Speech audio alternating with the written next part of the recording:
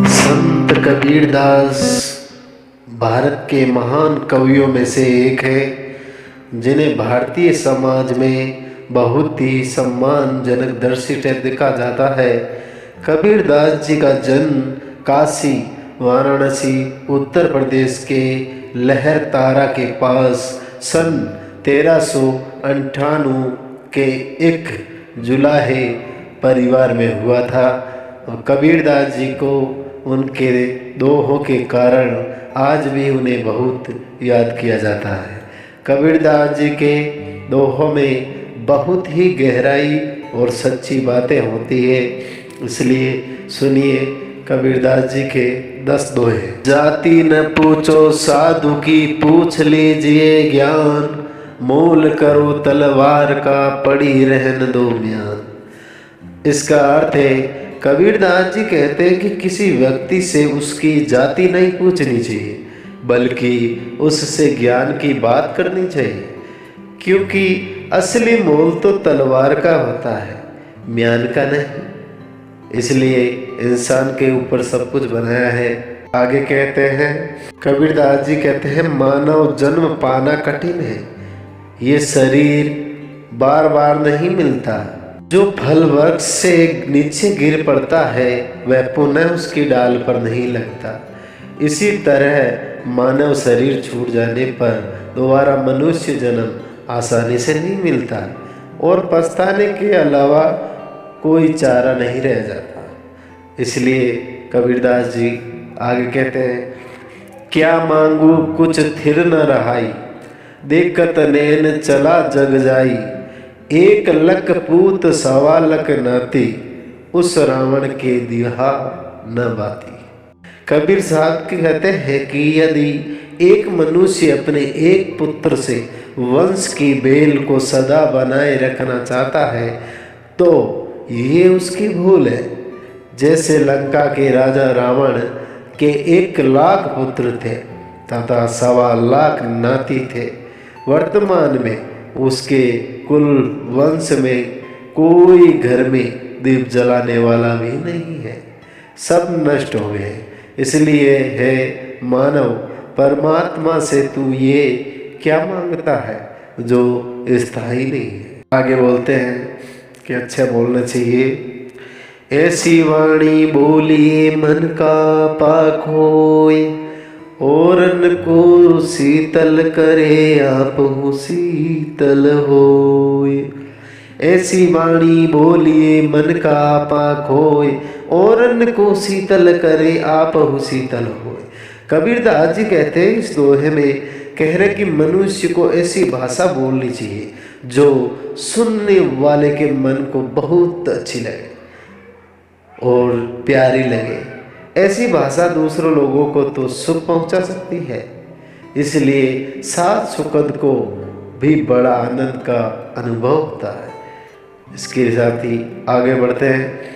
बड़ा भया तो क्या भया, जैसे पेड़ खजूर, पंछी को छाया नहीं, फल लागे अति दूर। इसका अर्थ है, कबीरदास जी कहते हैं कि ऐसे बड़े बड़े होने का क्या फायदा। जैसे खजूर का पेड़ न तो किसी को छाया दे सकता है, ना उसका फल बहुत ऊंचाई पर होता है, उसका फल भी बहुत ऊंचाई पर होता है। उसी तरह मनुष्य के बड़े होने का क्या फायदा। जब आप किसी का भला नहीं कर सकते तो बड़ा बनने का क्या मतलब, क्यों बड़े बना। इसलिए इसके साथ ही आगे पूछते हैं, पत्थर पूजे हरि मिले तो मैं पूजू पहाड़, ताते तो चक्की भली पी से खाए संसार। क्या बोलते हैं, पत्थर पूजे हरि मिले तो पूजू में पहाड़, ताते तो चक्की भली पीस खाए संसार। इसका अर्थ है, कबीरदास जी कहते हैं इस दोहे में मनुष्य को समझाते हुए कि किसी भी देवी देवता की आप पत्थर की मूर्ति बनाकर उसकी पूजा करते हैं, जो कि शास्त्र विरुद्ध साधना है, जो कि हमें कुछ नहीं दे सकती। इनकी पूजा से अच्छी चक्की की पूजा कर दो, जिससे हमें खाने के लिए आटा तो मिलता है। इसके साथ ही आगे बढ़ते हैं। काल करे सो आज कर, आज करे सो अब, पल में परलय होएगी बहुरी करेगा कब। काल करे सो आज कर, आज करे सो अब, पल में परलय हो जाएगी बहुत करेगा कब।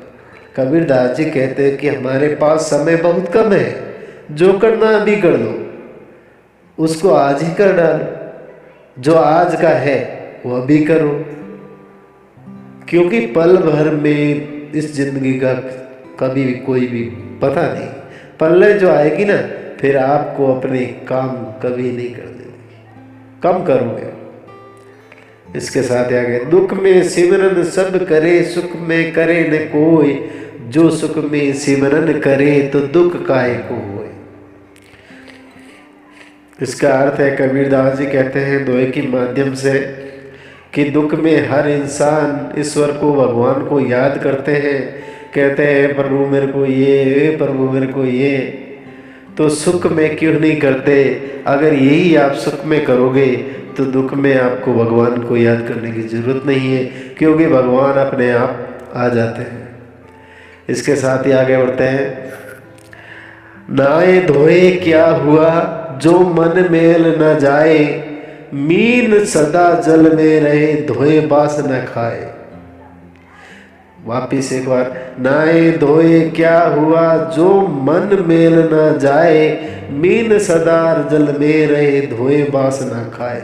इसका कबीरदास जी कहते हैं कि आप कितना भी नहा धो लीजिए, लेकिन अगर आपका मन साफ नहीं है तो ऐसे नहाने से क्या फायदा।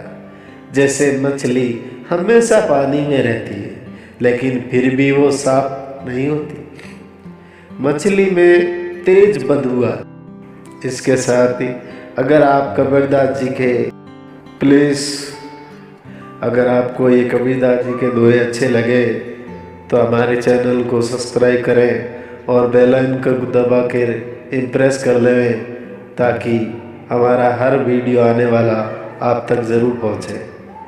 Thank you.